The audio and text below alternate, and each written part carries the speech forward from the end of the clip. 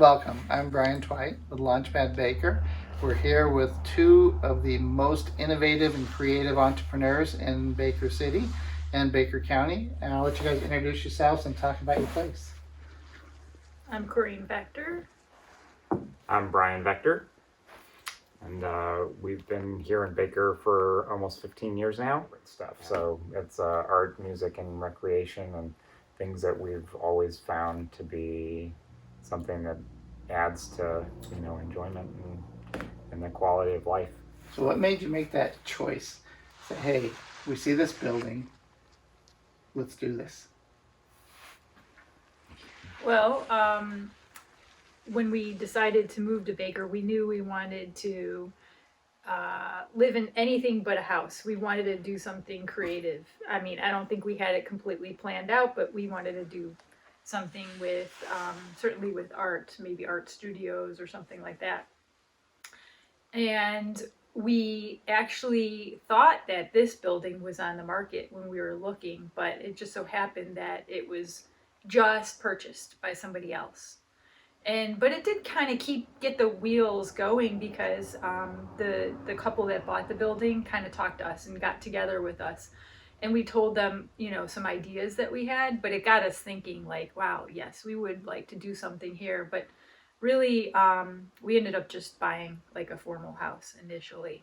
Our initial idea for the space changed once we were in here. We knew that based on its square footage that there was enough room to do a wide variety of things. So the original ideas for the basement were like, oh, this could be studio, that could be studio, and then it's like, oh, based on where it is in comparison to the Airbnb, it's like, that should just be storage, because we need to think about how every aspect of the building might have an impact on another aspect of the building, and the way in which we use the lodging parts of the space sort of allow us to do more of the arts related stuff. Like Tom Novak and I had run short-term gallery for 10 years on Main Street here, and it was in some respects a crazy concept. Like, we didn't make any money, and yet we always had our bills paid and expenses covered based on the way we set it up, and at the same time we didn't charge an artist commission. And so, like, how do we have this business model where we're funding the things that we want to do with other things that are also we think key and important to the county, like being that tourism is the third largest economic driver in a rural county like this. It's like, oh, that's how we can help fund the arts stuff that we want to do, is by bringing money from outside the region to fund things that we think are important here. One of the amazing things about this space that you guys have done is there's the number of things that are under this roof right now. So tell me what I'm missing. You have an artist studio, and who's in that? I'll let you. We have quite a few different artist spaces. So there's a group studio space where we have 4 different artists, including myself and Jennifer Godwin, I can't think, Earl Murphy, and Amy Van Gasback. Abby Dennis has a studio for her freelance writing and costume designing. Yoel Mackey has a space where he does painting and woodworking. We have a space that's being built out as a wood shop that'll be available to the public. Corrine has her studio. And what is she doing there?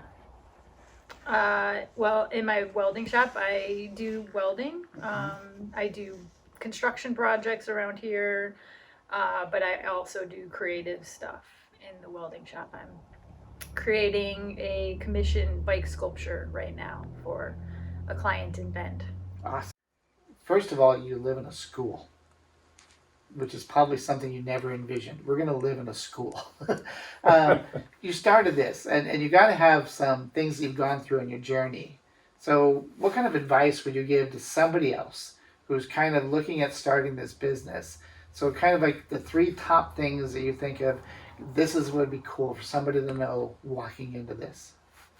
I think if what you're looking at is repurposing an old building, um, the one thing that we would have done differently is uh, figure out how to heat the space before we put water into it. So the first year, we spent tens of thousands of dollars more on plumbing than we budgeted for, and come October, there was still no way to heat the building. And so at a certain point, we were like, well, we're going to have to drain it and live in a trailer for the wintertime because we've spent all this money um, making plumbing work in a building that hadn't been used for 15 years. Luckily, sort of at the final hour, we were able to figure out solutions by working with Jeff Grendy to actually heat the spaces where, you know, that were most at risk. Um, and so it worked out, you know, on a day that was -4 degrees outside, we got heat turned on. And so it was like, you know, there's certain things like going into it, it's like, oh yeah, it's going to be really cool living in an old school. You don't think about the, you know, realities of like, what does it take to operate a facility of this size that hasn't been, you know, utilized. And so the big key is finding a team of people like Jeff, like Brandon Briles, our electrician, that understand what it is that you're trying to do and can help you make it happen. So it's really important to surround yourself with a team of people that believe what you believe and can help you get there. You know, definitely do your homework based on the space or the business that you're trying to start, and like, what are some of the things that might be roadblocks or might be issues to consider before saying, oh yeah, we're going to do this. I mean, we were all in. Like, we didn't have a place to live because we had sold our house to make this happen, and then it was like, okay, now that we're doing this, this, and this, what are we going to do to make sure that it can continue? And so we've also surrounded ourselves with other people who see the positive impact that it can have on the economy, both just as a sort of warm, fuzzy feeling, but also as an economic driver. And so that's you know, one very good key piece of advice we can share. I always like when my wife and I have had business together. The meshing of passions and dreams are always fun. So, what was your in the morning coffee moment when you're sitting together and you kind of said, "This is awesome," or "This is the cool thing about what we've created"? Follow your passions and your dreams. That's something that I've always done. I've always actually taken some pretty big risks. And this is certainly a big risk. And an uncle a long, long time ago told me, what's the worst thing that could happen? And that kind of stuck in my head. I thought, you know what? We've got a trailer. So if all else fails, I'm equally totally fine with living in a trailer. You know, I'm okay either way. So let's give this a try. So, I mean, I think as artists, we are creative thinkers. Maybe we're not always thinking about the business ends of things. That's why when we got into it, we're like, wow, all the plumbing on this side of the building is completely broken. It all has to be done. It's like when you think about your passions and your dreams, it's very easy to put that aside.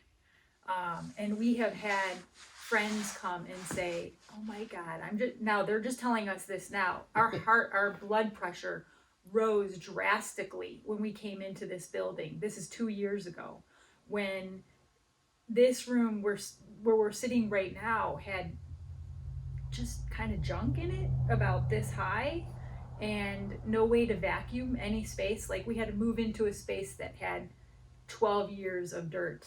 So yeah, I mean, it's so we sitting in the morning now, it's like, yeah, sometimes we're like, wow, this is pretty absurd. We're living in a school And like he'll just send me a text yesterday, saying, oh, I'm working on some flashing over there. And he says, I love working on this building, and I said, I love it too. I think this is, best decision we could have ever made, even though it is difficult. That's probably the awesome thing is you got into a scary, daunting, overwhelming task. Yeah. But you made the conscious decision that we're going to make it work, whether we're living in the trailer or we're able to live inside. And then you made those decisions. All of a sudden, that epiphany kind of turned around to where instead of being daunting, it was now a passion. It's like the simple things like I love working on the flashing. I'm making something that we envisioned better.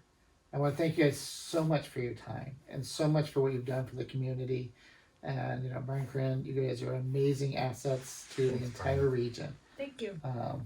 Pleasure talking to you guys today. Thank you. Thank you.